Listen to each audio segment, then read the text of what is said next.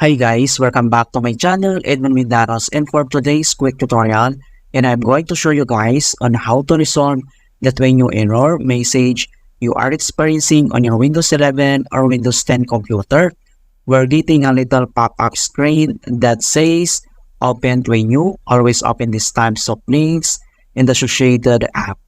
And a quick info about twinui error occurs in Windows 11 or Windows 10, preventing users to change their default programs and applications. This means that when this error is preset, a user cannot set default program. Alright, so without further ado, and let's go ahead.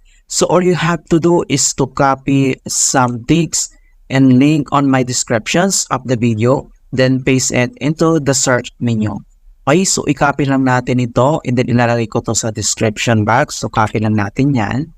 And then dito sa search menu, so click mo lang siya. And then paste mo dito. Right? And then lalabas ito mga kaibigan. And then click mo lang tong open. Okay.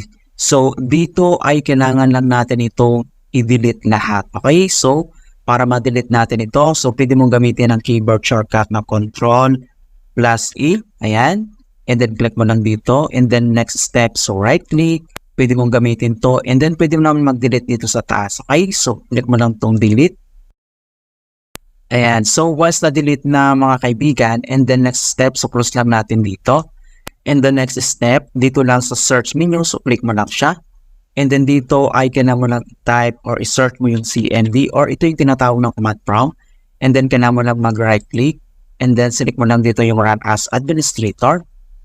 So dito sa administrator command prompt ay kailangan mo lang i-enter yung command keyword sfc /scan now. So, one word yung /scan now and then press mo lang yung enter. Yeah, so beginning system scan, this process will take some time.